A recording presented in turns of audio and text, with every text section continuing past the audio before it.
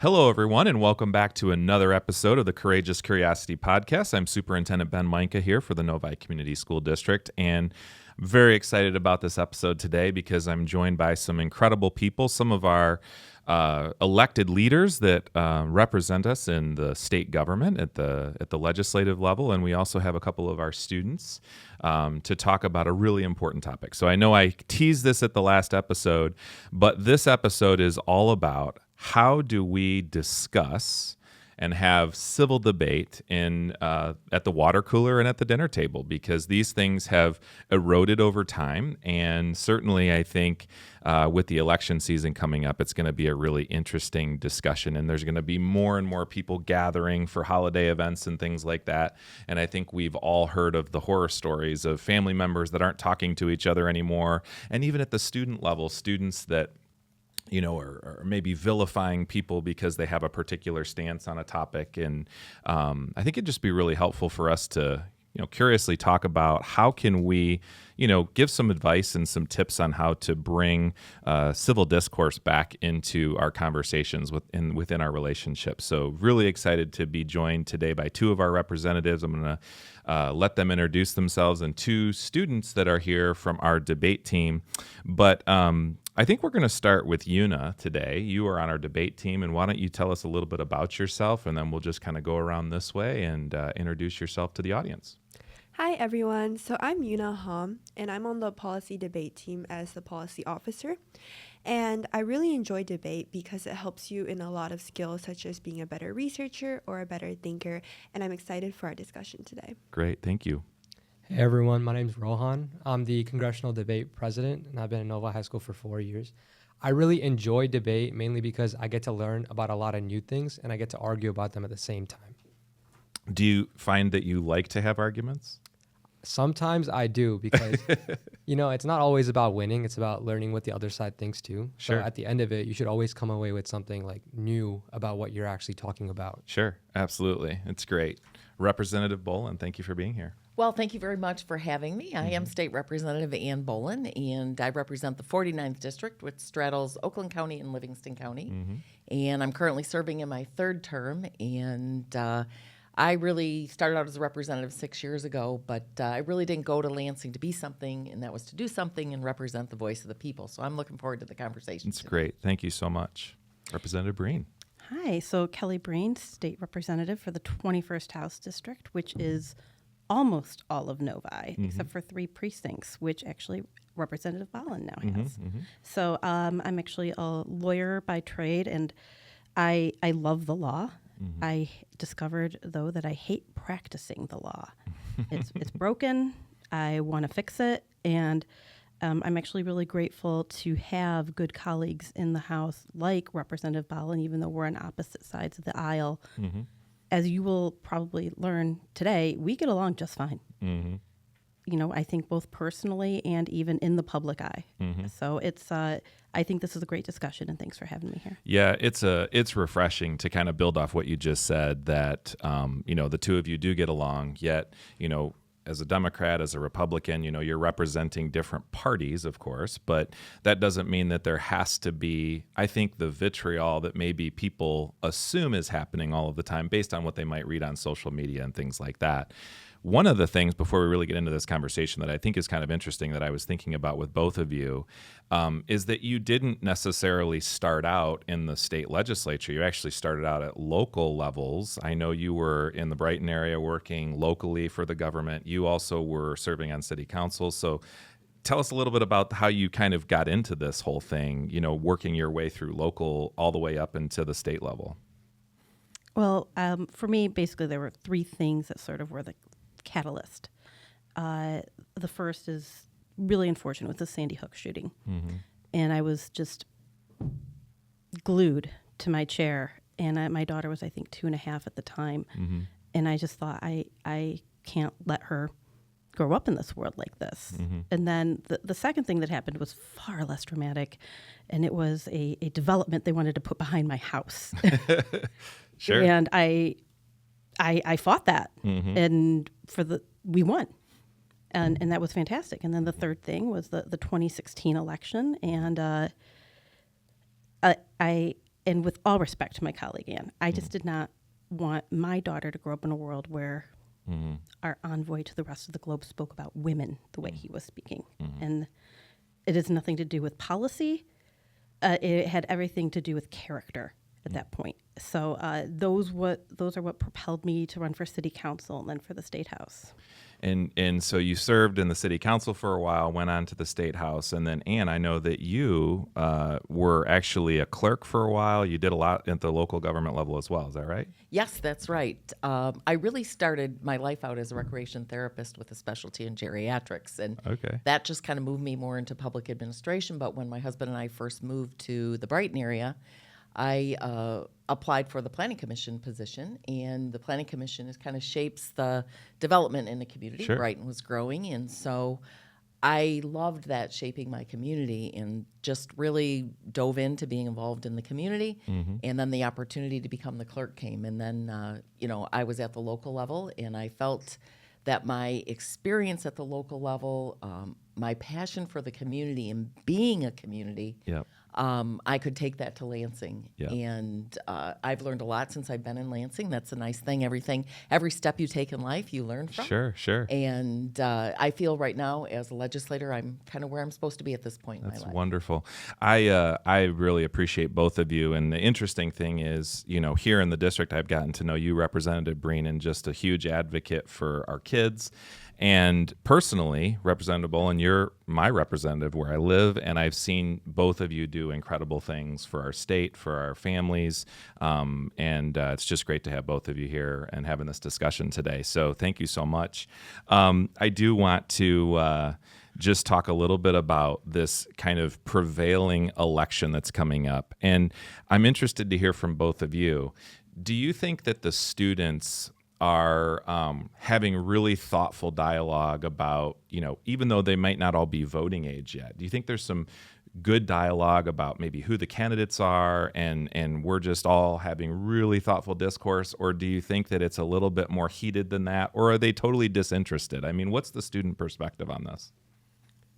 So the student perspective on this is that not a lot of people are talking about it, to be honest. I would say there's not much interest within the student body because, as you said, a lot of them are not within the voting age. But sometimes at my lunch table, we do talk about things that are of interest to us, such as how parents are raising their kids on screen time or important topics such as that. But we don't really necessarily talk about politics as much. Okay, so it's not necessarily ever present or on their minds all the time. Like naturally at our lunch table as well, we don't really talk about politics as much, even though some of us may be of voting age. But we talk about more issues that are more recent or more prevalent to us as high school students. Like just yesterday, we were talking about the Lions game instead of politics, or something a little bit more trivial than something that's above, or quote unquote above us as students. But within the things that you care about, right, as students, do you find that there is a tendency, and obviously when you're both on the debate team, and so I think there's an art, which I think is super healthy, to try and think about what is the other side, right, of a particular argument. What positions are they going to take, and to try and understand those. Do you think that students just in general, they take the time to listen as much to other students, or are they kind of even on the Lions game, right? It's kind of like I'm digging my heels in the sand, and that's not as important of a topic as maybe public policy issues. But do you think that students take the time to listen to other kids and really develop those thoughtful discussions, or is it really like I heard this, I read this is my position, and I'm not going to change? I think the ability to listen is something we develop naturally as we mature. So as students in high school, we'll often see people be more worried about being right in an argument than learning something new about the other side. So if you want to win the argument, you're obviously going to only argue your point instead of listening to what the other person is saying to get an extra viewpoint on what the topic is itself. Yeah. Go ahead, Oh, so I would just say that, yes, I do agree with Rohan that people are thinking about coming into the argument with being right. But I think over time we do start to develop more of an open mind because you want to start to hear about different people's perspectives, because if you're only coming in with what you just hear instead of having a discussion about it, it can help to increase your own understanding. Yeah, and I think these are incredibly wise words from young people, but as adults, I think sometimes we don't necessarily model this the best, right? So what are you seeing in the greater society related to this topic of I'm going to be right, and that's more important than understanding what somebody else might be sharing or their perspective? I was actively listening to some of the things that these wonderful kids were saying, and I thought how often I watch maybe either a debate or a discussion, and one person is very clearly not listening. They are simply waiting for their turn to talk. And they're not reflecting upon what was said. They're not even reflecting upon the question that may have been asked. They just have a talking point, and their next goal is to get that talking point out rather than actively listening, giving feedback, and having a discussion. And for you young people over there, I saw something the other day that I thought, that's really interesting. It was a young man, I think maybe around 20 years old, named Dean Withers. And he was a Democrat, and he was sitting in a circle of 20 Trump supporters. And it was like almost a debate like marathon where he sat at a table and he faced each and every one of these Trump supporters on a different topic. But what he did is he listened, he gave his feedback, and he gave an alternative point of view. But the discussion that was happening between him and whoever he was facing, it was incredibly respectful. Like, I hear what you're saying, but have you considered this? Sure. But also this point. And you could tell that it was, honestly, I thought it was like a master class in watching young people have a discussion on topics that are important to them. And both sides are doing it, so clearly it's possible, right, that we can have that civil discourse. So, Absolutely. And I would say kudos to these young people because they really speak of wisdom at a very early age, and that will help us. I'd love to have them around the debate table in Lansing. Sure. But I think that we do get caught up and quick, and sometimes I think we have to separate. When I go into the Capitol, yes, I'm a partisan elected legislator. Sure. But I represent 90,000 people, as does Rep. Breen, not just the people in my party that have voted me there. Sure. And if I want Rep. Breen to listen to my concerns about the people I represent, I'm going to listen to her concerns as well, right? So that good old-fashioned, like, pack your manners and be courteous to other people and respectful.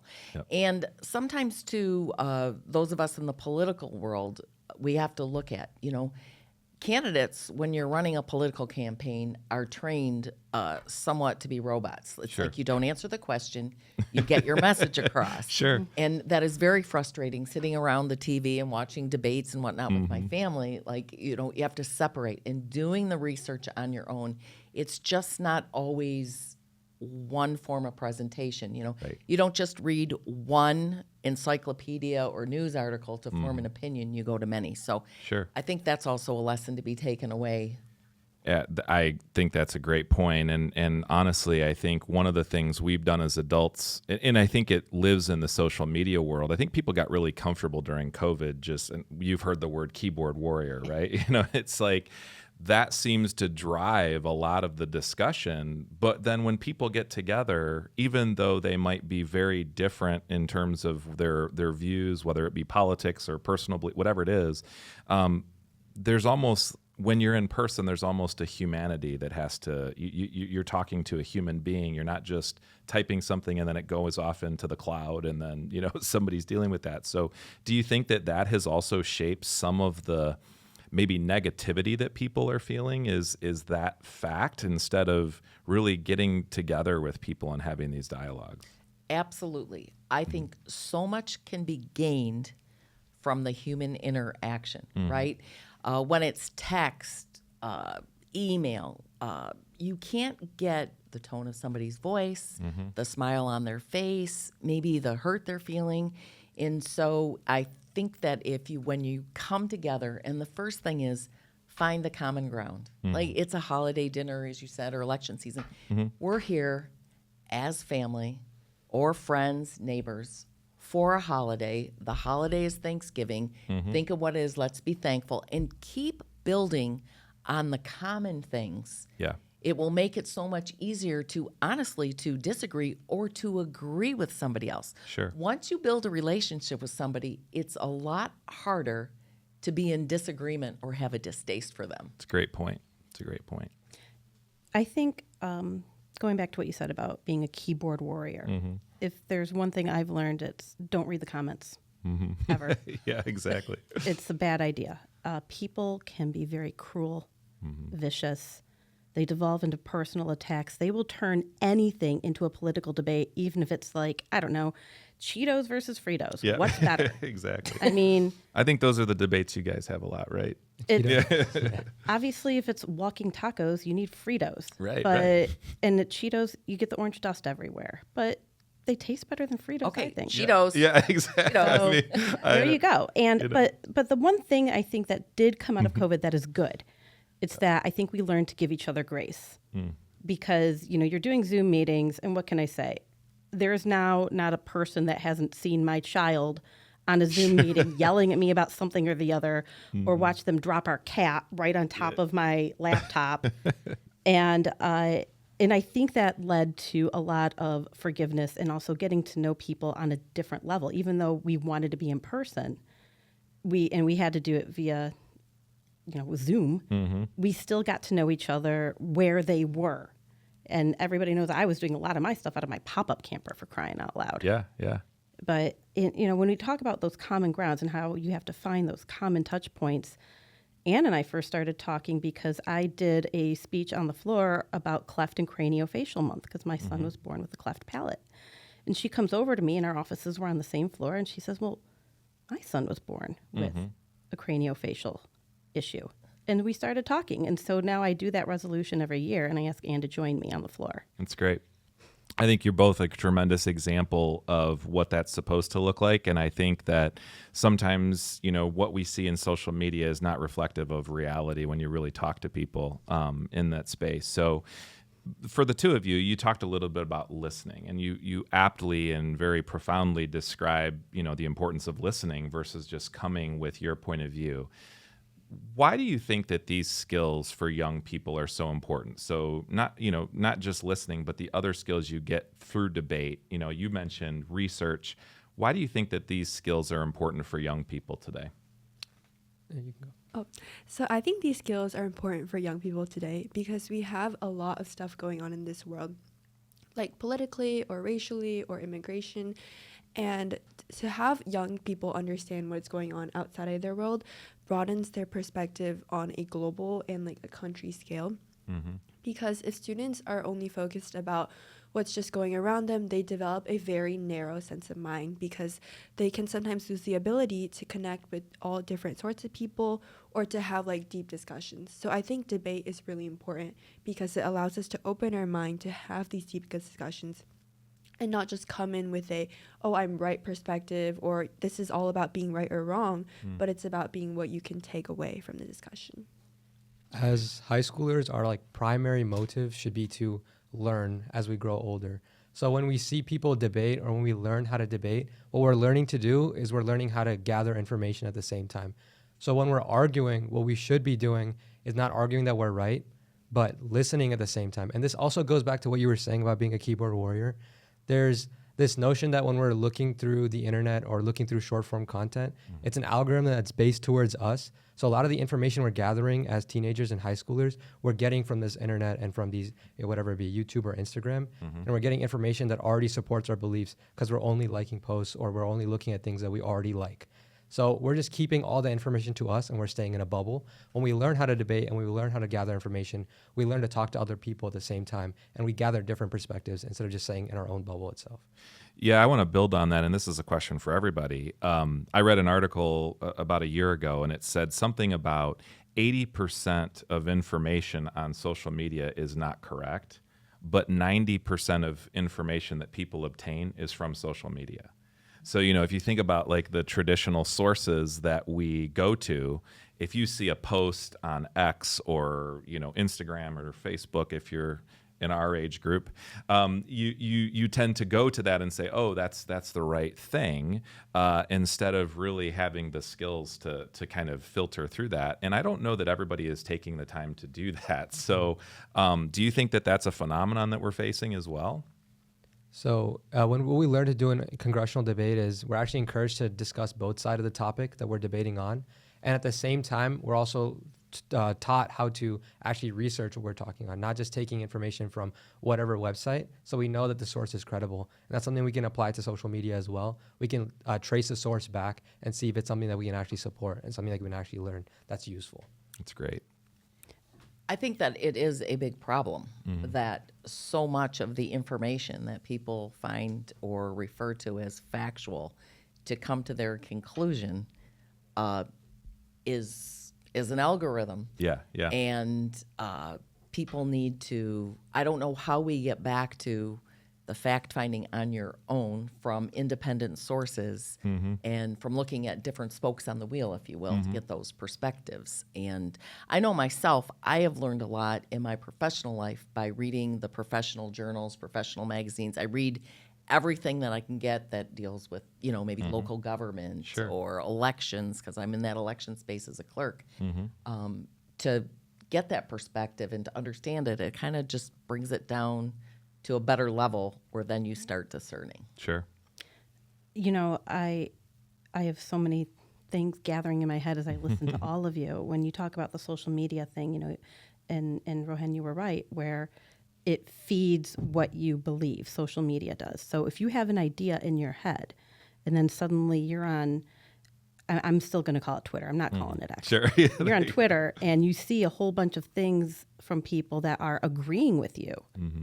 It just affirms your belief and you're not looking outside that box. Sure. And this is where I think, though, that's so important when it comes to what you guys are learning here in school. And now my kids are doing to me. And my daughter's 14 and she loves to tell me that I'm wrong all the time. Sure they do. That's their job. But when I say something, she's like, well, how do you know that's true?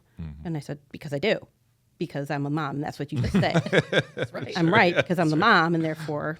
But she's like, well, where did you get that information? And she wants to make sure whatever I'm telling her comes from a truly unbiased source. And I tell her, I go, you're not going to find something that's truly unbiased, and there's a matrix out there that shows you where different sources are on the political spectrum, whether it's Fox News or the BBC or the Guardian or Freep or the Detroit News. Sure. And I say, well, I got this information from the BBC. And if you look at that, that's pretty right there in the middle. But my daughter is questioning me. And it's not just her, it's my son. And he says, well, Wikipedia is not a good source. Yeah. And so at least I know now that the Novi Public Schools are teaching my kids to think critically. But going to what Representative Bollin was saying, in Lansing, people might mock lobbyists, but let me tell you, lobbyists come with information. And often they come with scholarly articles. Or sometimes they might be skewed in one direction or the other, but you got to take that all into account. But at least we are provided with a lot of information that isn't from social media. Yep. So that's helpful. Which is super helpful in your positions, I think, to do that. And I do think there's a phenomenon with human beings that we want to, I think they call it, you probably know the better term for this, but confirmation bias, right? Like I want to associate with social media or news sources that I identify with, right? So if Fox News or if CNN is the source that tends to skew articles or stories in the direction I like, then I'm going to keep living in that space. But the real big problem with that is that when I was a kid, there was a newscaster named Peter Jennings, and he was a guy that would just tell you the news, and it wasn't as slighted one way or another, and it's very difficult to find that anymore. And so I think people have to work extra hard to do that, and that's why I think those skills are important for young people to learn. But I so appreciate the time that we've had today. I know we're wrapping up here. I'd love to just think about, everybody is going to be celebrating the holidays here in very short order. We're going to have family members who disagree on personal political views and things like that. If you could just leave the audience with maybe a suggestion or two of how you can survive the holidays and do it in a way with the family and friends that we love and that we truly want to find common ground with, what are some a tip or two that you would leave the audience with? And we'll start on this side and go this way. So I would just say that when you come into the discussion or the argument or the debate, I think you should really take a second and think that you're grateful to be able to have a chance to talk about these different perspectives and to practice them in a civil way by making sure that you're listening to what they're saying, actively listening, and you're responding to what they're saying by having a consideration that you aren't coming in with a certain perspective or a certain bias, but you're coming in with a more neutral stance. Wow, it's great. If I could just say one thing, I would say attack the argument and not the character when you're talking to your family members. Yeah, it's not a personal thing, right? It's about the policy itself. Great. Well, I would echo that very much so. But I think come in with you're going into it because you want to have this positive experience in this gathering and this opportunity. Be grateful for it, and then let it lend itself, and know when to stop. Sometimes people. We have no idea what kind of day other people are having, even our family members. So try to make it an opportunity where people want to come back again and maybe have a further discussion. It doesn't all have to be settled on one day, but have your points and, leave hugging each other. Yeah, that's great. And I love what you just said about you don't know what kind of a day somebody's had. It could have been a really, really bad day, like a bunch of little things going around, like you can't find your car keys, whatever. The dog puked on the carpet. Anything could have happened. But sure. I'd say for me, from probably a politically divided family, I conspire with my siblings ahead of time. Oh, okay. And we say, okay, here's the deal. We're going to come in. We're going to turn off the news. Nothing's going on the TV unless it's a Disney movie. And be prepared to change the subject quickly. Because there are some things that you're not going to be able to avoid, and it's going to spark a debate, and then people will start yelling. Yeah. So I would agree with everything that everybody just said, but also if you know that an argument is inevitable, again, turn off the news, change the subject. Sure. Good points. You four of you are incredible. We thank you so much for being a part of this, and we hope that all of you were able to take something from this and that you will all do your own part to bring civility back to the common discussions that we have in our society, because we're all here because we love our communities, we love our country, and we want to work together to make it a better place. So thank you all for being a part of that and for your tremendous insights today. I hope that all of you will check out our next show, which is going to air in 2 weeks. We're going to be talking about how you keep score of the success of educational athletics. So thank you all for being here, and I hope you have a great holiday season.